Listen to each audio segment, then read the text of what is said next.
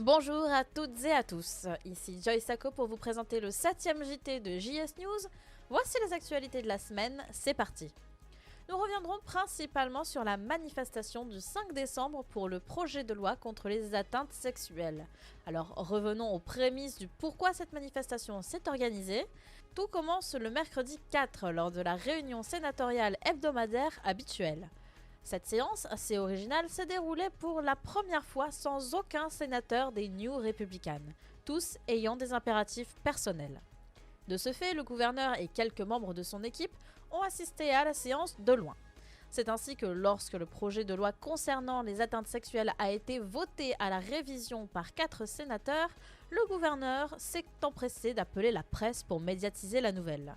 Quelques publications plus tard sur Life Invader, les citoyens se sont emparés de l'affaire afin d'organiser une manifestation dans laquelle le gouverneur a fait un discours pour pointer du doigt l'irresponsabilité des sénateurs pour avoir voté contre une loi cruciale pour le bien des citoyens de San Andreas. Les sénateurs ne pouvant pas se rendre à cette manifestation pour débattre, nous les avons directement contactés pour comprendre pourquoi ils avaient non pas voté contre le projet de loi, mais bel et bien son report.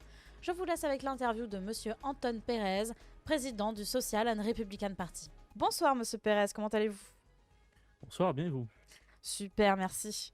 Du coup, je vous ai convié aujourd'hui pour qu'on reparle de cette affaire cette semaine qui a fait hurler San Andreas. Il s'agit bien évidemment de la séance du Sénat de mercredi dernier, qui a fait polémique complètement. Que pouvez-vous nous dire du coup de votre point de vue de ce qui s'est passé à cette séance du Sénat et par rapport du coup à ce report de vote? Qu'est-ce qui a fait que vous vouliez le reporter? Qu'est-ce qui vous ne plaisait pas dans le projet de loi de Monsieur Sinclair? Dites-nous tout. Alors, tout d'abord, merci de m'accueillir ici. C'est fort agréable pour pouvoir m'exprimer là-dessus, parce que c'est très important. Effectivement, il y a eu un petit souci parce que lors de la séance du mercredi 4, nous étions un quorum au départ de 5 sénateurs, donc les 4 sénateurs Social and Republican Party. Puis par la suite, enfin avec Monsieur Galbraith, mais par la suite, Monsieur Anderton a dû partir donc après le premier projet de loi. La séance aurait dû être annulée, mais étant donné que madame la présidente ne l'a pas fait, nous avons continué là-dessus. C'est après coup et c'est pourquoi la séance a été annulée après. Hem Et lors de cette, séance, il y a eu justement la loi sur l'atteinte sexuelle que le gouvernement a proposée au Sénat. Pour nous, tout allait à peu près bien en termes de ce qui avait été proposé, mais qui n'était pas assez suffisant, qui n'encadrait pas tout. Et lors justement de, je dirais, la défense, en tout cas pourquoi le LSC-SD voulait cette loi de manière assez urgente, c'est parce qu'il y avait des affaires en cours, mais il nous a soumis aussi qu'il y avait un problème. Pourquoi, par exemple, les agressions sexuelles envers les mineurs n'étaient pas proposées sur ce projet de loi? Chose à laquelle, effectivement, nous avons réfléchi et nous avons dit qu'effectivement, c'était pas normal et que, il pouvait être fait par un amendement, mais étant donné que c'était un sujet trop sérieux, nous avons voulu faire ça en commission et nous avons vu qu'il y avait aussi d'autres problèmes qui pouvaient, venir à la suite parce que ce projet de loi était incomplet. Je prends l'exemple, par exemple, de l'harcèlement sexuel dans l'espace public qui n'est pas du tout, nommé là-dedans, les exploitations sexuelles d'une personne vulnérable ou encore, la création ou la diffusion de contenus, sexuels, falsifiés, ce qu'on peut appeler les deepfakes. Hem, Ce genre de choses n'était pas proposé et pour ce genre de choses, nous avons voulu justement, encadrer ce projet de loi et le mettre en révision afin qu'il soit proposé de manière plus complète et qu'on soit sûr que les citoyens soient protégés de A à Z et qu'ils ne risquent plus rien dans la rue. Et du coup, ce n'était pas possible d'accepter le projet de loi et de le comment dire, de le mettre en place déjà avec ce qu'il propose et de rajouter des choses au fur et à mesure? Alors non, parce que ça ne se passe pas réellement comme ça au Sénat et malheureusement, le gouvernement a essayé de faire, tout un pataquès là-dessus en disant que c'est inadmissible et j'ai entendu beaucoup de citoyens, de manière très juste, nous interroger sur le fait de pourquoi nous n'avons pas justement adopté la loi et ensuite essayé de la résoudre par d'autres projets de loi? Tout simplement parce que nous ne pouvons pas accepter un projet de loi qui est incomplet, parce que après, c'est vers nous qu'on va se retourner parce que un article de loi n'est pas paru lors de cette loi-là, si, imaginons, il y a quelque chose au niveau judiciaire. Et ce n'est pas sérieux non plus. Et ça montre aussi un petit peu, pour moi et pour notre parti, ça montrait un petit peu qu'on bâclait l'affaire, hein, comme si on ne prenait pas au sérieux ce sujet. Donc c'est pour ça qu'on a voulu réviser ce projet de loi afin de faire en sorte qu'il soit le plus complet possible.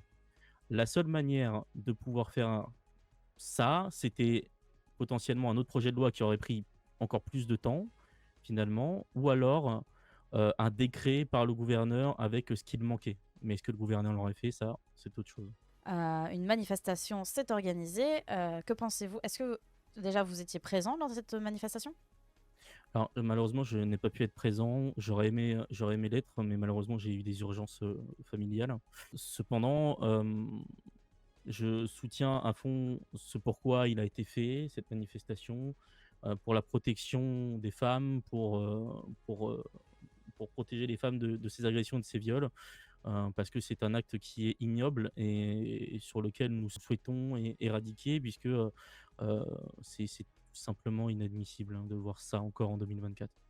Et pourquoi il n'y avait pas encore de loi sur l'île sur ça? Et pourquoi les gens se réveillent que maintenant?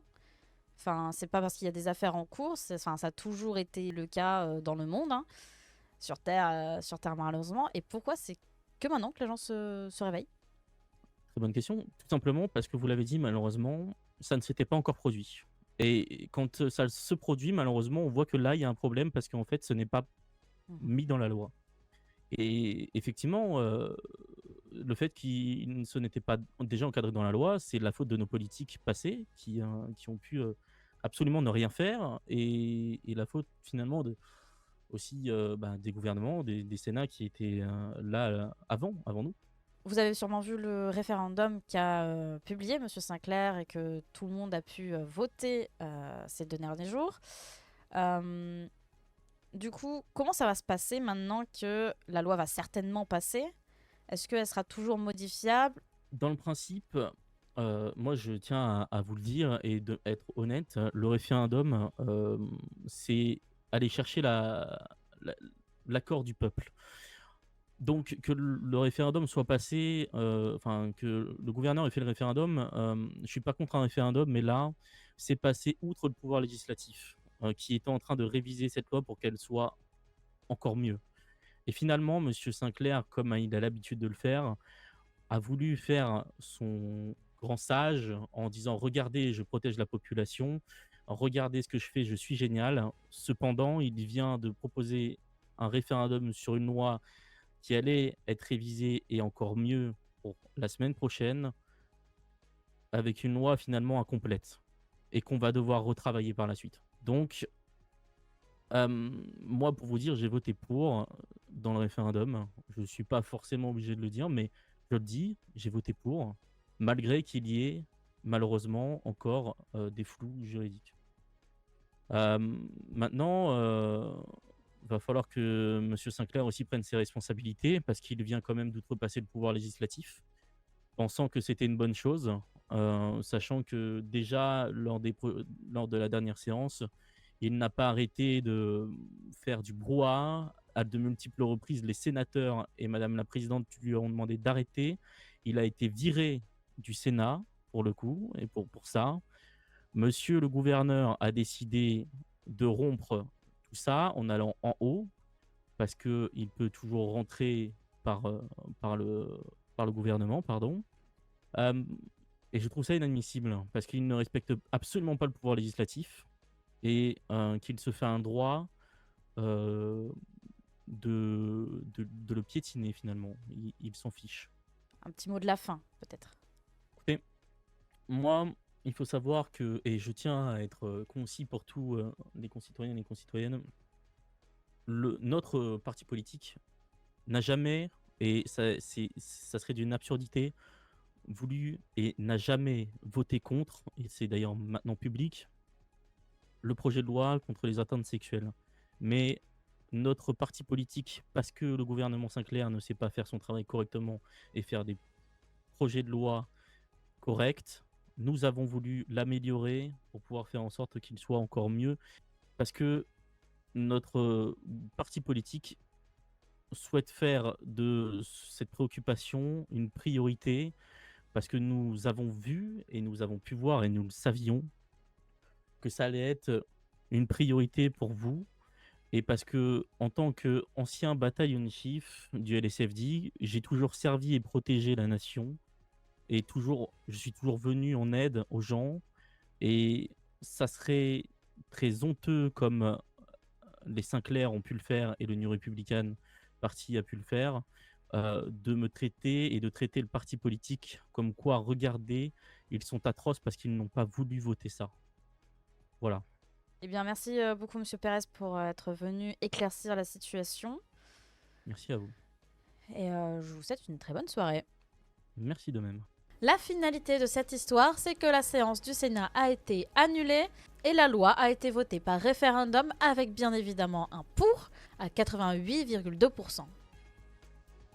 Pour finir ce JT, je vous annonce le tournage prochain de la première émission de télé-réalité de JS News. Il s'agit de Next San Andreas. Le principe est simple, plus de 5 garçons vont venir se présenter un à la candidate mystère et devront tenter de repartir avec l'argent amassé au fil des minutes passées, soit repartir avec la demoiselle. Intéressé? N'hésitez pas à vous inscrire via la centrale JS News ou la page Life Invader. C'est la fin de ce JT, merci d'avoir suivi jusqu'ici. Je vous dis à la semaine prochaine pour les actualités. Bonne soirée à vous.